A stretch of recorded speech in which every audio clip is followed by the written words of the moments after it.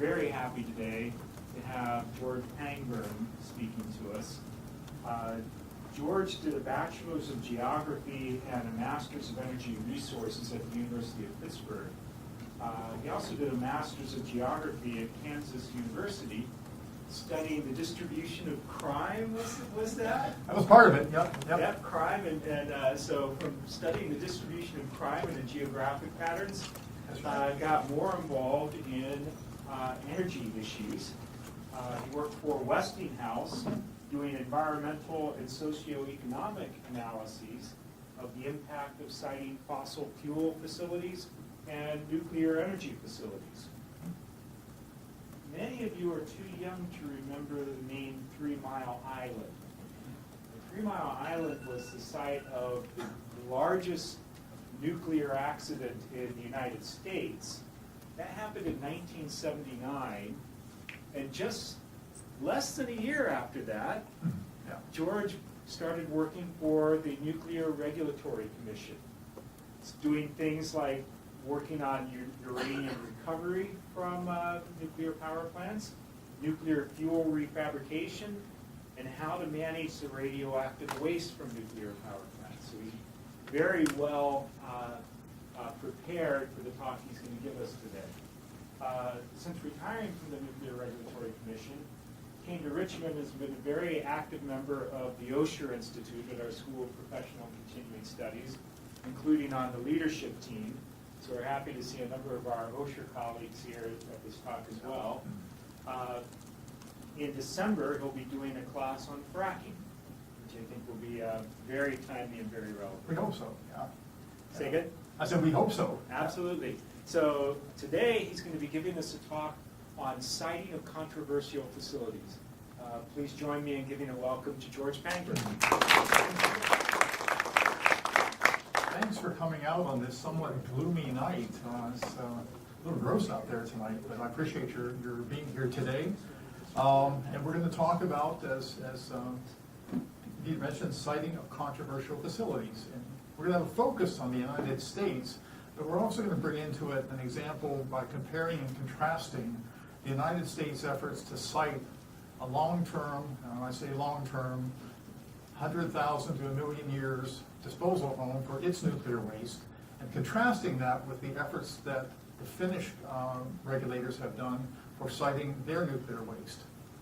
So to begin, let's go back to 1980. The governor of Minnesota asked a citizens panel to look at the problem of siting controversial facilities. And this citizens group met for a while. They put out a report, as often these things do, and found these were a couple of their findings. I'll just read this real quick. We found widespread dissatisfaction among Minnesotans today over the way decisions get made about the siting of major controversial facilities, such as landfills, power plants, and power lines. Persons or groups proposing these facilities are just as disturbed with the process as those who are opposing them. Many persons may not have confidence in the legitimacy of the decisions, regardless of their outcome. And many persons complain that it seems to take too long to get a firm answer, whether it's yes or no. It's better for that decision to come early, they say, instead of having the process drag on for years before the outcome is known. Well, you don't have to follow the newspapers too much to know we continue to have these kinds of problems. I was reading today about an example in Kansas, southwestern Kansas, where a utility proposed a coal-burning power plant to be built in the southwestern corner of the state. They began that effort in 2006. After several efforts at getting it permitted and going through court challenges, which ultimately went to the Supreme Court of Kansas, they decided, and the Supreme Court found in their favor, to go ahead and build this plant, which would have provided electricity for about 300,000 Kansans and Coloradans. They decided after 10 years to scrap the project at a cost of $93 million. Just one example, but there are others too. It isn't all just about noxious kinds of facilities. Things like in Ireland, people were opposed to having to having wind turbines put up because of the shadow effect of the blades turning and the effects they might have on birds. And Germany is having their own set of issues. They've decided to scrap nuclear power and replace it with solar, but they've had difficulty in getting approvals to get the transmission lines built to get that electricity to people's homes. So there are all sorts of examples of this. We could go on for the hour and we wouldn't get anything else done. But what I'd like to do today is, as soon as I figure out this, there we go, describe some of the factors that have led us to controversy in siting facilities with a focus on energy-related ones, to identify some of the major stakeholders. Knowing who the parties are that you can expect to come to the table in the siting of energy facilities is particularly important. Examine why siting of nuclear is different, and believe me, it is different. And we'll consider some of the emerging techniques that are being employed in this field. So we're going to be talking about power plants, some transmission lines, excuse me, as well as pipelines. You can't miss the Atlantic Coast Pipeline ads. I trust you've seen those in the TV around here. The proposal to build a pipeline from West Virginia to North Carolina. And then there's the ever so attractive nuclear waste disposal. That's a small, low-level waste site in Clive, Utah. And there are some others. Yucca Mountain, Nevada, which we'll talk about in detail, a repository for the United States high-level waste from nuclear power plants, of which there is something in the neighborhood of 70,000 metric tons at 100 reactors around the country, looking for a home. And Yucca Mountain has been identified as that potential home. But we'll get into more of that a little bit later. Excuse me.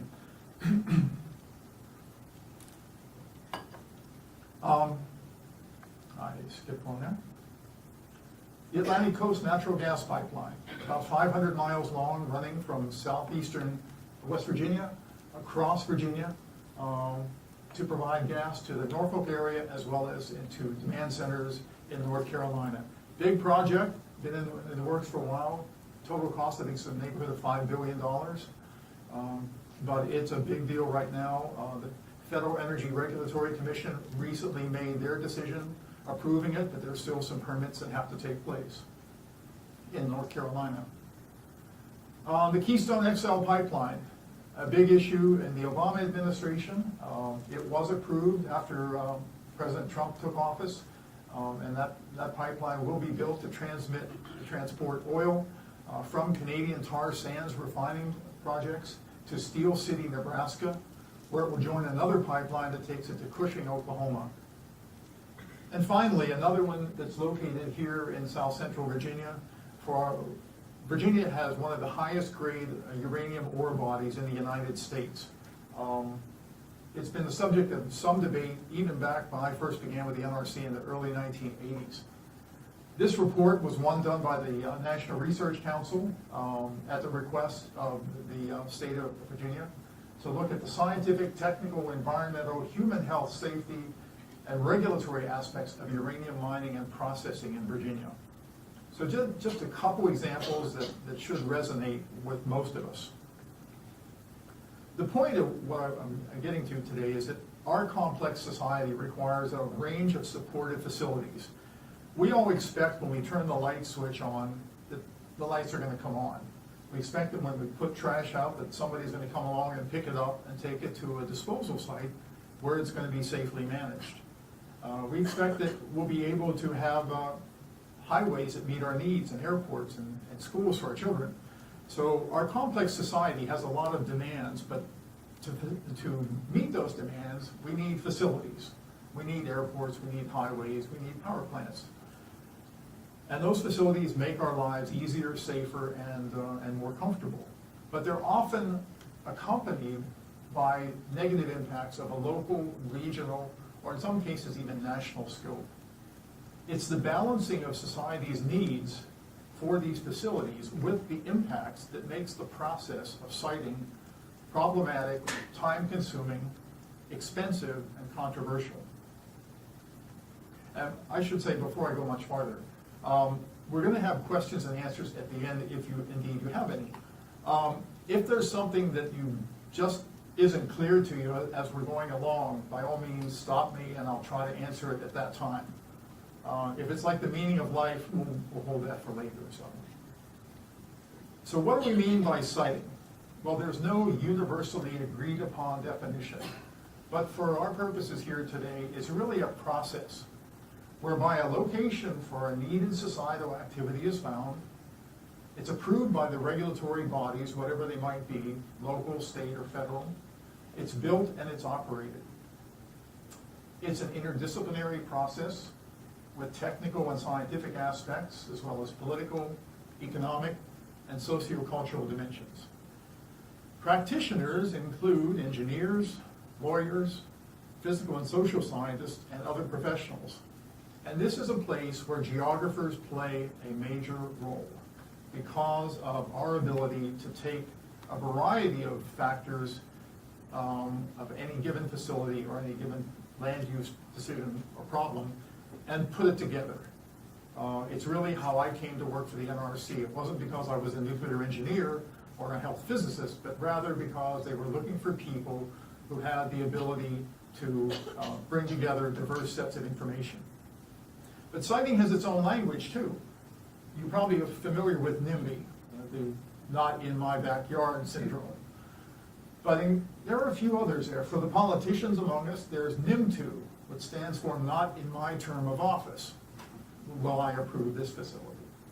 Or banana is one of my personal favorites, which is build absolutely nothing anywhere near anything. So those are just a few of the things of siting. How does the process begin?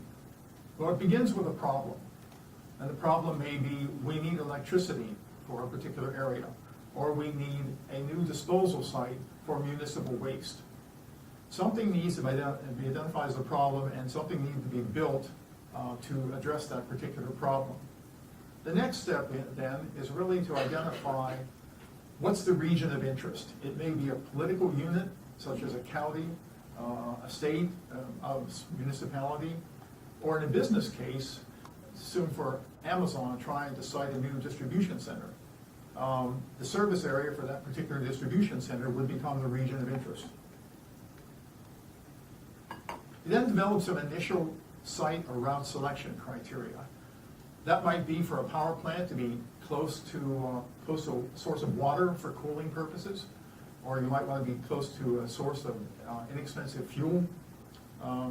But there are other things, both environmental and technical, that become your basic criteria for how you want to find this site. Then, using geographic information systems and field data, you identify some candidate sites or routes that look like they might begin to fill the needs that you have. That the economics work, the environmental appears to work, and the technical appears to work. You then compare your candidate sites against each other using the criteria you've established in an effort to identify a preferred site, a site that stands, if not head and shoulders above all the others, but close to it. And that site then gets a detailed study, characterization of the environment around it to support some sort of license or a permit application, and an environmental review process, typically an environmental impact statement, either done for a state or a federal agency. But most importantly, at each step of the process, involvement of the public in meaningful ways is a critical step, critical part. So what makes a facility controversial? We're here to talk about siting of controversial. What exactly does that mean? One way a facility can get into trouble early is when the need for that particular facility is not well demonstrated. If you come in with a proposal for a project and you can't convince people that something other than the status quo is acceptable, you're in trouble from the outset. So you need to be able to demonstrate why this particular change from status quo is essential. Another thing that is controversy is significant potential impacts to the environment. Loss of habitat, land use changes, noise, crime, all those kinds of things that come with any kind of construction activity that can disturb people or the environment. Inequities to different population groups, building into it the concept of environmental justice. I was involved with a power plant that was going to be built in south central Utah. The benefits of that power plant were going to be realized in the Los Angeles basin, nearly 500 miles away. The impacts in terms of air pollution, noise, water quality effects were going to be realized in south central Utah. Now, of course, they were going to get the jobs as well in building that plant and operating it for a period of time, but it's that balancing between where the people right near the facility are going to realize the impacts, but Group B over here are realizing the benefits. It's a challenge in any particular facility, and that can make a facility controversial. Historical operational performance or accidents. If a particular technology or a particular type of facility has had problems, and we're going to touch on some of those in a minute, that, or if it's had a history of accidents, that can be problematic because people are going to come to the public meetings and deal with the facility because they know what the history is behind it. Whether that is the history of nuclear power in America, whether it's the problems attendant with burning coal, atmospheric problems in terms of releasing of sulfur dioxide, or the tremendous amounts of ash that are produced by burning coal. All those kinds of things are going to come to the table. And unfamiliar technology can be a challenge. Many people, a few years ago, I first learned of fracking when I was meeting with a regulator in the state of Pennsylvania, and he was just up to his ears with issues at state and local public meetings about this new technology called fracking. The public meetings were crazy, and people were just really upset about this technology, and frankly, not too many people really knew what it was about at that time. So an unfamiliar technology can be a challenge and make a facility controversial. Political or other groups that have particular agendas, whether that be the Sierra Club, Greenpeace, the Natural Resources Defense Council, any of those folks may have legitimate environmental or other agendas that make them want to have a stake in your particular facility. The general distrust of government regulators in particular, and of industry are also factors you have to wrap into the consideration of whether a facility is going to be problematic. And finally, real or perceived risks. We all have ideas of what risks to human health are for us, but they may vary among different population groups, and it may vary based on the risk assessment done by the person who are proposing the facility.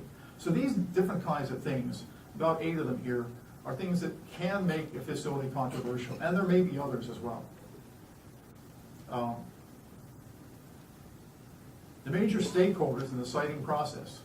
Number one, you, the public. Those people who stand to be affected or potentially affected by a specific construction project or whatever it might be. The people who live nearby or may not be nearby, they may be a little bit distant. Taxpayers who may have to foot the bill for this particular project if it's in fact being proposed by government. Voters may have a particular interest in it. But the public is a major player in this, and they have to be considered in every aspect of your planning. Government, local, state, and federal, at all levels, both elected officials. If you ignore your elected officials, your life can be miserable. Take it from one who found out. As well as regulators. You have to work with the regulators in getting the approvals that are needed. The private sector, those are the people who are developing, the construction firms, advocacy or trade associations, things like the American Petroleum Institute, the Nuclear Energy Institute, so forth. Public interest groups I mentioned a few moments ago, and media, all forms, including print, TV, and increasingly social media. These are the 5 major groups. I'm sure you could think of others as well, but I think those are the ones that really come to the fore in terms of a siting. So how did we get to this place where those few examples I mentioned to you, where projects have such a difficult time getting through the review process?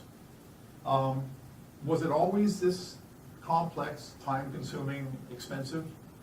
Well, most authors, and there is a huge amount of literature on this, there are entire books written on siting, conferences are held throughout the world, and most authors think it began to be this way in the 1960s.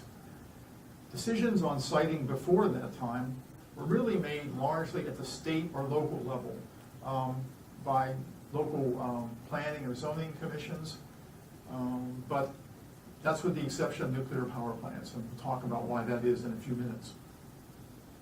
Also, before the 60s, public awareness of risks posed by technology was relatively low, and public involvement was often minimal, and trust of regulators and government in general was much greater. What happened beginning in the 60s was a result of a series of accidents and events, as well as societal changes or trends that eroded public trust. So let's talk about a couple of those. In 1948, familiar with the concept of an atmospheric inversion? Okay. Well, basically an inversion took place. I was born and raised near Pittsburgh, and about 25 miles south of Pittsburgh, a number of steel and zinc processing plants were in the Monongahela Valley, steeply walled on both sides. An atmospheric inversion came in and basically put a lid on that valley for 5 days in 1948. And the plants kept working, but none of the pollutants could get out. They were trapped at ground level. 5 days later, 20 people were dead, 600 people had been hospitalized, and nearly a third of the 14,000 people who lived in that town were in some way sickened by the pollutants that were continued to be emitted through that inversion. If you go to Denora right now, you'll see a road sign that said clean air started here, and that's the truth of the matter. Clean air in America began with Denora, Pennsylvania. One EPA official said, see if I can get this right, said before Denora, smog was just a nuisance. It made your shirt dirty. But then we realized we were taking things for granted and that people could die from it. The first conference on air quality happened about a year after Denora happened. So it was the beginning of the Clean Air Act really began in Denora, Pennsylvania. In the mid-1970s, Love Canal, Niagara Falls, a municipal landfill that had been used by the city of Niagara Falls for a long time. And they had sold the rights to it to a firm called Hooker Chemical, who used it to dispose of 22,000 tons of various kinds of hazardous chemicals, whose names I can't even begin to pronounce.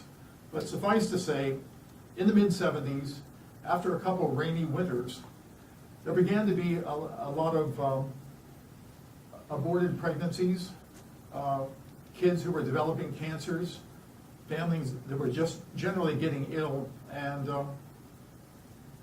what happened was the first federal intervention in a hazardous waste disposal site. The federal government came in, they bought up all the homes surrounding this disposal site. Today it remains uninhabited, and the site was cleaned up by the federal government. We'll talk more about the legal implications of that. But Love Canal was a major change in how the United States looked at hazardous waste disposal. 1979, the 3 Mile Island accident. It was for nuclear power what Denora and Love Canal were for those other technologies. Basically, there was an operator error in the core of the Unit 2 of the 3 Mile Island nuclear plant, and it was the first and only time that an accident at a nuclear power plant caused a state official, in this case the governor of the state of Pennsylvania, to recommend to people that they leave their homes, that it might not be safe for small children and for pregnant women. So 140,000 people chose to leave their homes voluntarily as a result of the 3 Mile Island accident. It was the beginning of the end of nuclear power for more than 25 years. We didn't receive another application to build a nuclear power plant until somewhere around 2009. So these three accidents, and there are others. There was a Cuyahoga River accident in Cleveland where the river had so much stuff floating on top of it that it literally caught fire. These kinds of things began to resonate with people around the country and found its way into the growth of the environmental movement. There was increased public awareness and concern about air and water quality, population growth, hazardous waste, radiation, in part because of these accidents and these events that I mentioned to you, and in part because of landmark books like Rachel Carson's The Silent Spring on the use of DDT in pesticides, as well as Paul Ehrlich's book, The Population Bomb, about what he believed to be the increasing unsustainability of the earth to support the growth in population around the world. And finally, just changes in society. At that time, what did we have ongoing in the United States? The Vietnam War, riots over civil rights. All these things were causing the public to become more and more involved in decision making. And it led to an unprecedented number of federal laws and regulations that were going to impact siting processes and decisions.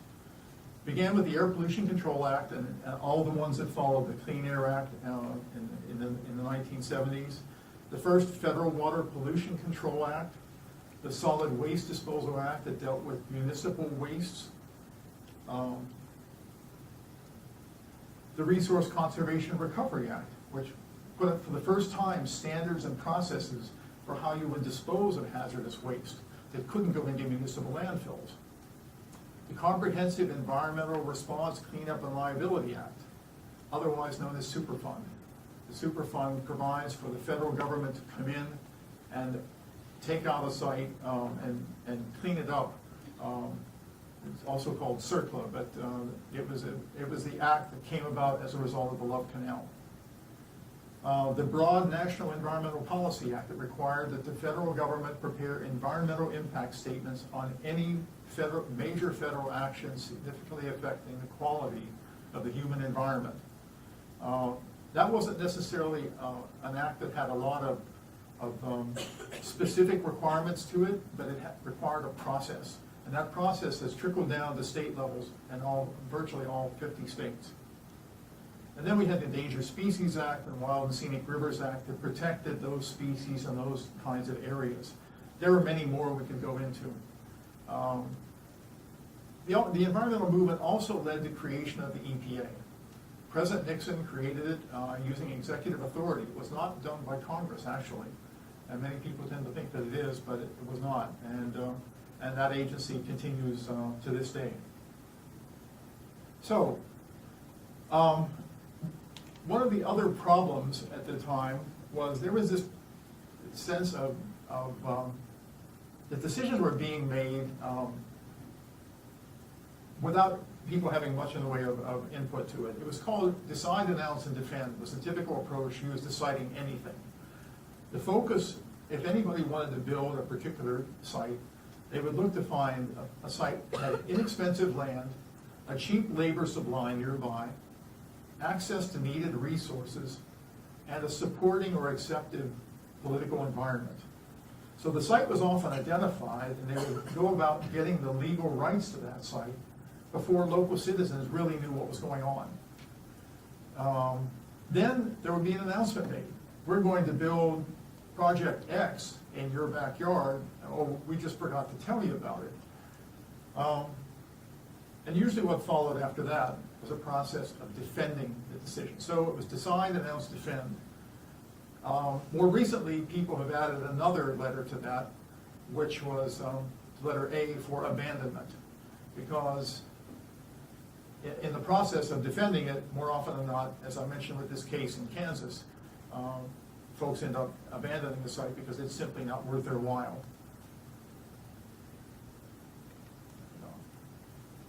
Common factors in citing cases, this is largely what I went through a few minutes ago, but showing the facility is needed, identifying the fairness and equity issues that may come out, doing a comprehensive risk assessment. This is a critical factor to people in looking at issues of human health.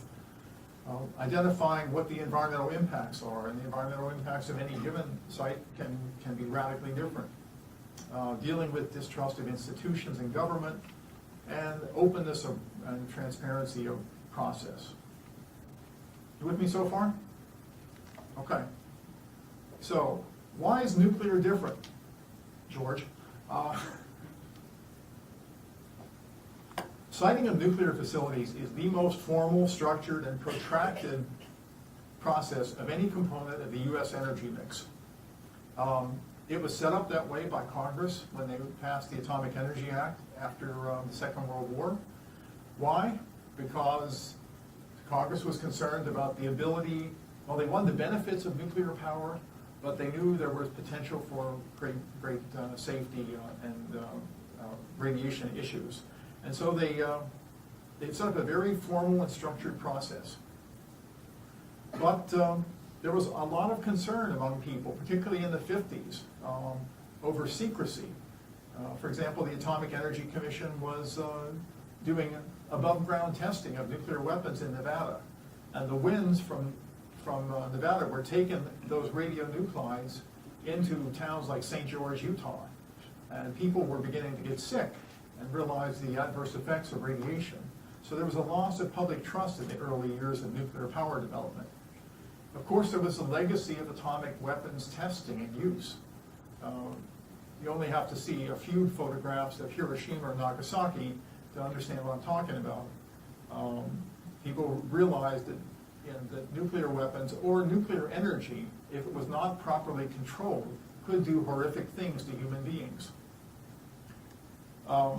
The fear of radiation in general, and some of that came out of Hollywood. I mean, you guys are probably too young, but there were an awful lot of movies made in the 50s and 60s about these mutant monsters that grew to be 75 feet tall because they were exposed to radiation. But Hollywood engendered that. They sort of built on that. Even more recently, the recent Godzilla film built on the same thing. And other nuclear accidents happened beyond 3 Mile Island. In Ukraine, the Chernobyl accident, when a facility that would never have been licensed in the United States basically caught fire and exploded.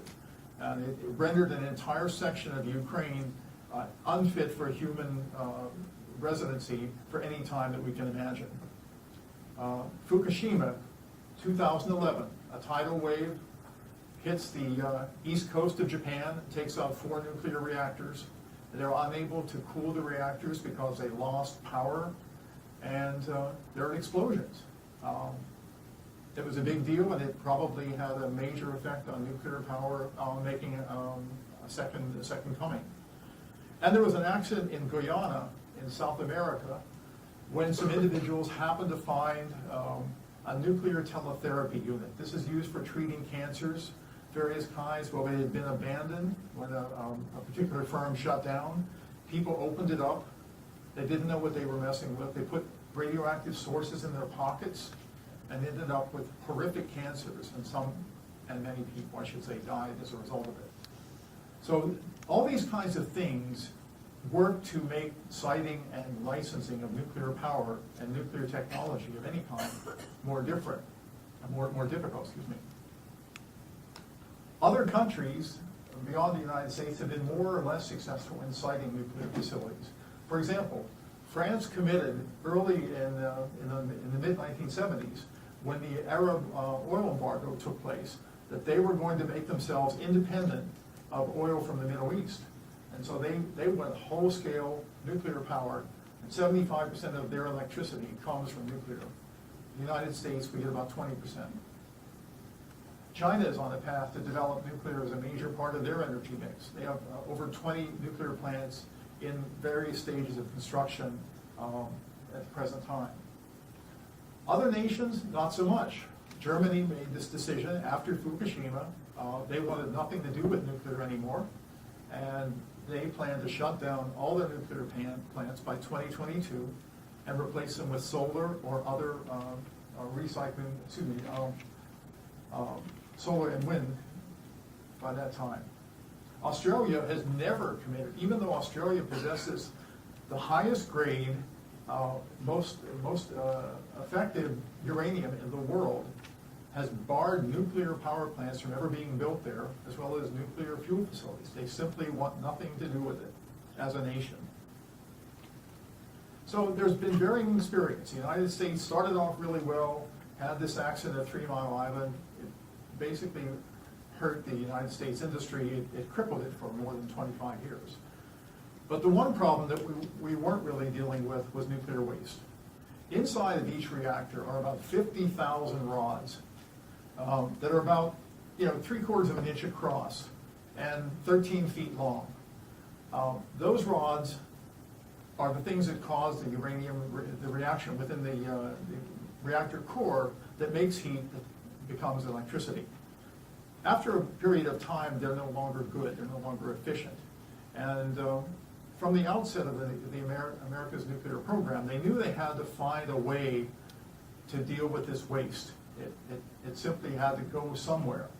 But the overall record, this is from a report done in 2012, the overall record of the U.S. nuclear waste management program has been one of broken promises and unmet commitments, decades of failed efforts to develop a repository for spent fuel and for high-level waste.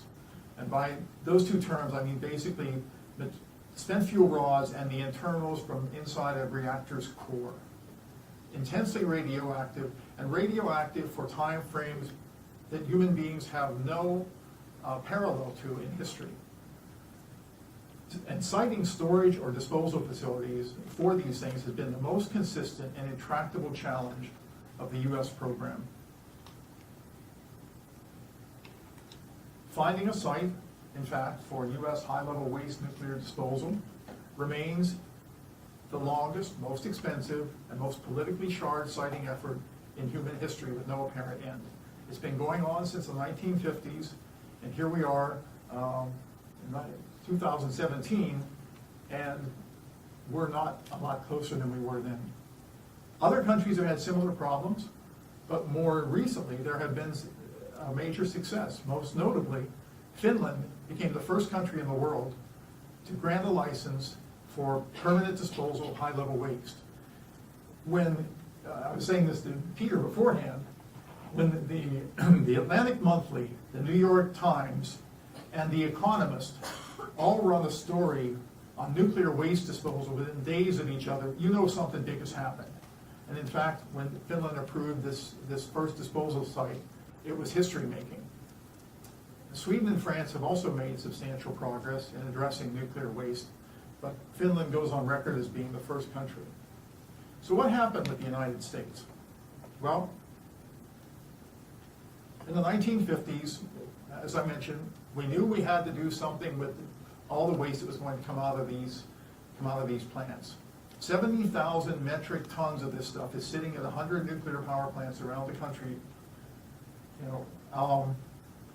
The first study that was done on this was by the National Academy of Sciences, and their recommendation, and there were some interesting ones.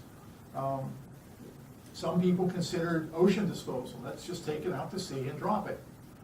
Another one, I think you might find this interesting, well, let's shoot it into space.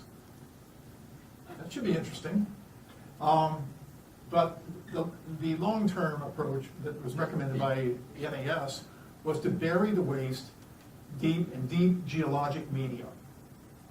And by that, I'm talking about salt formations, tough basalt, granite, you name the medium, but the kind of thing that would be stable for the kinds of periods of time that we're talking about here. In the 1960s and 70s, there began to be some study of potential sites around the country. But problems at the Idaho National Laboratory, bless you, problems at the Idaho National Laboratory began to result in some senators from the Northwest putting heat on the Atomic Energy Commission to do something, and do it quicker rather than later. So they've been studying a salt site in Lyons, Kansas, about midway, it's a little bit north and west of Wichita. They haven't done a lot of study there, but enough to say, hey, this looks like it might be a good place. It's in Kansas, it's in the middle of the country, nobody cares about Kansas. Politically, they're not really all that effective. So why don't we try this? So the Atomic Energy Commission, after very little study, comes out at a public meeting and says they've decided that this will be the home for the United States nuclear waste to be disposed of. That was without coordinating with the governor of the state of Kansas or the technical folks in the Kansas Geological Survey. Needless to say, there was an explosion and it wasn't nuclear. Within 2 years from that, the Lion site was dead as an option for burial. And the Atomic Energy Commission suffered an affront to its reputation that it would never recover from. It was charged with both promoting and regulating nuclear materials, and Congress basically came in and split it into two agencies. What's now the Department of Energy on one side that promotes energy, and the Nuclear Regulatory Commission on the other side that regulates it. Okay, 1982, Congress is upset. There's been decades of study on different sites around the country, but there's not a lot of progress made. So Congress passes an act, as they often do. Well, they used to anyhow. The Nuclear Waste Policy Act. And it basically set up a structure by which the Department of Energy would begin a systematic study of the United States in an effort to find a half dozen or more sites. It goes on for a while, and Congress isn't real happy. By 1987, they don't think that the Department of Energy has been doing enough and moved fast enough. So they've passed another amendments to the Nuclear Waste Policy Act in which Congress decides that Yucca Mountain, Nevada, the picture I showed you earlier, would be the only site in the United States that would be characterized and studied to become the nation's repository. That bill, although it gave Nevada a veto over the site, that veto could be overthrown by a majority vote of Congress. The bill was affectionately known as the Screw Nevada Bill. And politicians from Nevada ever since have been fighting the notion of citing this repository. I'll get to a graphic here. Let's see if I can do this. I guess I can do it over here. I can't see the pointer there, but in any case, there we go. Nevada test site, well, this is the Nellis Air Force Range. On it is the Nevada test site, which was used for atmospheric testing of weapons throughout the 50s and 60s. And a very small portion of it down the southwest is Yucca Mountain. It's about 100 miles northwest of Las Vegas. And that's where we were focused at that time. So from 1987 to 2002, Department of Energy studies the heck out of it. In fact, some have described Yucca Mountain as the most studied piece of real estate on the planet. Probably an overstatement, but you get what I'm saying. In 2002, President Bush approves Yucca Mountain as the nation's site, makes a unilateral decision that we're going to do this. Department of Energy proceeds, they write a 8,600-page license application and environmental impact statement provided to the Nuclear Regulatory Commission. About the same time, Barack Obama became president, 2008. Senator Reid of Nevada says, President Obama, you're a great guy and everything, but I really don't like this site being in Nevada. Well, you can imagine what happened. The program was suspended. Its budget was cut. And I worked for President Obama in 2012 for his re-election campaign. I like the guy, but this was one decision I didn't agree with him on. But that's just my opinion. I could be wrong. In any case, the program was suspended, and we now have no home for nuclear waste in this country. All activities were zeroed out. Basically, there's a chain link fence up in front of the access to Yucca Mountain, and nothing is happening unless there's a possibility under the Trump administration's budget of putting some money into it. So the U.S. from the 1950s to 2017 has studied a lot of the United States, and we still don't have a place to put this. However, went the wrong way. However, what did Finland do? Well, Finland began a search in 1983 for a site that would isolate waste for 100,000 years. They considered more than 100 potential sites all around Finland, all sorts of geologic media, different sorts of community arrangements. They realized early on that technical suitability was important, was critical, but building social consensus was its greatest challenge. Finland only has 4 reactors, 4 nuclear power plants. So the amount of waste is nowhere near what the US has with our more than 100 nuclear power plants. They had 5 candidate sites that they identified from that 100 initial sites. And they reduced first at those 5 candidate site locations, they set up offices nearby where local people could come and have public meetings, see the data that the scientists were collected, and basically try to stay in tune with what was happening. Those 5 candidate sites were reduced to 2 based on geologic characteristics and local community support. The choice of the final location, which was the municipality of Arajoki, was made based on a higher level of community support, which was achieved in part based on incentives that were offered to them. They had lower taxes as a result of incentives that were being given to them by the utility. And by the way, the utility in this state, in Finland, pays the entire cost, as opposed to the United States where the federal government is paying the cost. The license was granted by Finland's nuclear regulator in December of 2015, and the repository's name is Onkalo. Construction is in fact underway on it, and I'll show you the location of that. It's on the southwest edge of Finland. This particular site already had 2 nuclear power plants located there. Finns receive about 26% of their electricity from nuclear. They have strong support for their nuclear regulator, as well as for their nuclear industry. They're committed to this project. All these factors help to build consensus that the waste from the power plants could be handled and disposed of safely. And they will begin to receive high-level waste in about 3 years, and for the next 100 years after that. As they go along, let me show you. This is a cross-section of the Onkalo repository. These tunnels down here are located around 1,400 feet below grade. They're basically long tunnels that go out, and in each tunnel, there'll be a hole drilled every 30 feet. And down in that hole will go a canister made of copper and steel that will encase nuclear fuel.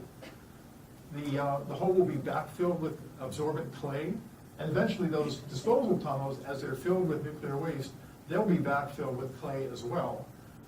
At the end of 100 years, the entire repository will be filled with nuclear waste, backfilled with clay, and sealed in perpetuity. That's Finland's plan, and it's the one the regulators bought off on, and it's the first and only one in the world.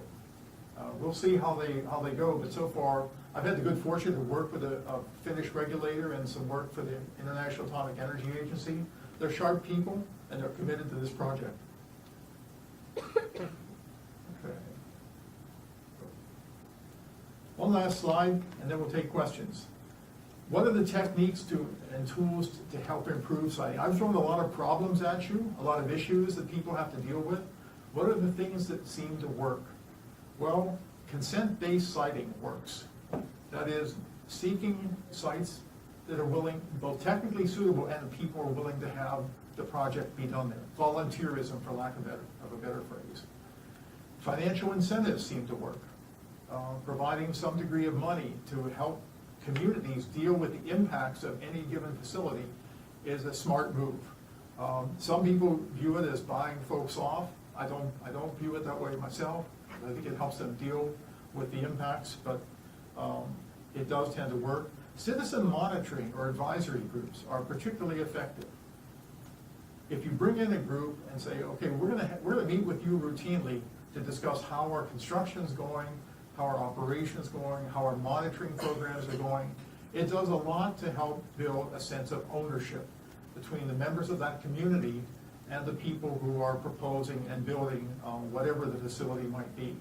We've used this technique effectively in the Northeast when we were closing down and decommissioning nuclear power plants and brought in citizen advisory groups. It's a particularly effective tool.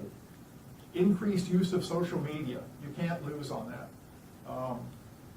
It just, I don't know how you can attempt to cite anything today without using social media and websites to provide information to the public in virtually real time.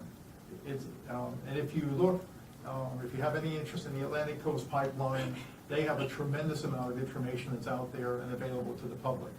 All of these efforts were successfully employed in Finland's siting of high-level waste repository. So those are tools, I think, that can be effective and can help people deal with the constraints that, that many of the environmental processes and so forth have put on them. That's all I have to say today, but I'm more than willing to take questions from you at this point. And yeah, so it's up to you.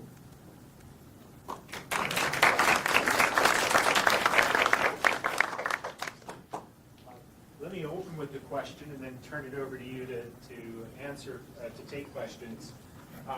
So one of the things about American society seems to be a kind of science denial. Mm-hmm. We went through 2 decades of congressional testimony that cigarettes that nicotine isn't really addictive. Yeah. Before that finally got ridiculed off the stage. Now we've got a climate change issue. Yeah. Is Finland just as susceptible to scientific ridicule? I mean, is that a sort of problem where even if Yucca Mountain makes scientific sense, we're at risk of the science denying, or is Finland different in their society on that? I think Finland's society is different in the sense that they come to consensus more readily than we do here. They're more willing to look at I mean, I work with a guy from Denmark, and he said, George, I have no problem paying 60% of my taxes to the government, but I know that my kids are covered for college. I don't have to worry about health care. We're covered cradle to grave, and so on and so forth. It's a social, for lack of a better phrase, a socialist model, but it's one that works for them, and frankly, they're quite happy with it. And I believe it does work for them. We're the rugged individualists in the United States, and by God, we're gonna have a view on this, and it's not necessarily going to be a societal view. So I think I think they've been effective because, in large measure, because they've used that to their advantage. Yes. I'm surprised that there's been no suggestion to ship it overseas. To ship it overseas? Did you have a place in mind? No, not particularly, but I mean, it's often exploit third world countries for a lot of other reasons. Mm-hmm. I mean, I'm just surprised that I can't imagine anybody that would be willing to accept it. certain dictatorship, like. It's possible, but and I think it's also it's banned by law in the United States. You can't export nuclear waste. Yeah. You have a question? Yeah, the east coast of Finland, I'm sure they checked out tsunamis like they had in Japan. They're not susceptible to them as Japan were, I don't know, geography. The question of whether or not Finland is more susceptible to tsunamis than Japan is. I don't know the details of what they looked at. I do know there was some concern about the possibility of earthquakes, which of course can lead to tsunamis. But what I had seen so far suggests that earthquake probabilities are extremely low, and because this site is 1,400 feet below, it's in a granite formation. They're pretty confident that even if there's a superficial earthquake, that they're not going to be affected by it. Tsunami's not going to have an effect. Yes? How effective is this idea of volunteerism? Like, because I feel like most people these days are so like anti-power plants, like facilities.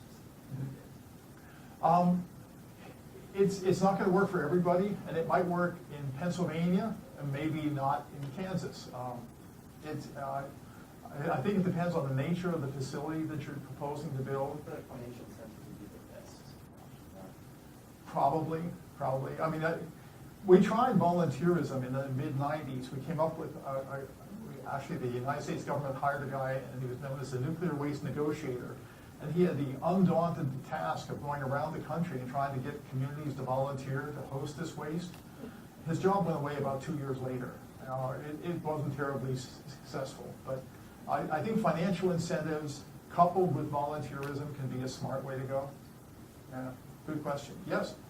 In Finland, I get the idea that they are a lot more open with the information that's available to the citizenry.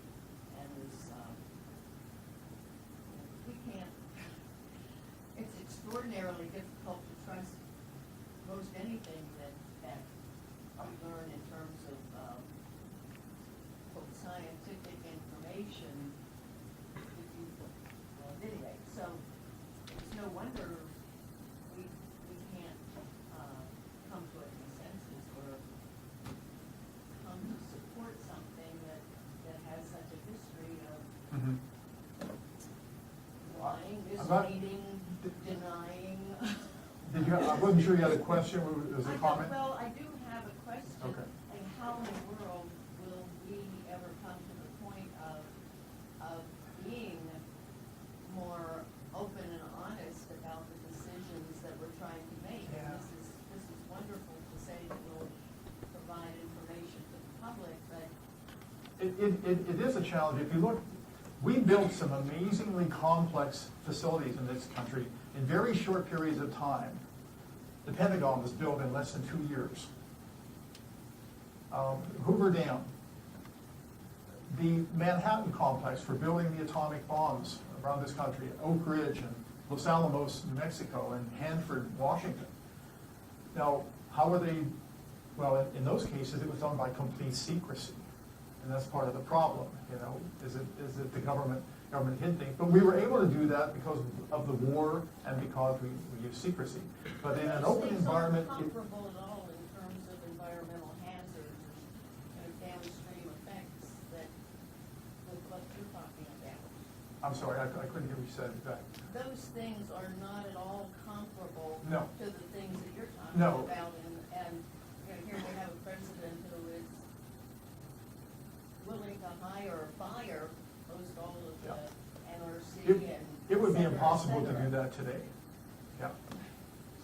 Yes, yes. So with all the accidents that you made reference to, nuclear and other environmental accidents that occurred. Let me come up so I can hear you better. As far as the major league environmental accidents, including the nuclear accident at 3 Mile Island, you did mention Rocky Flats facility outside of Boulder.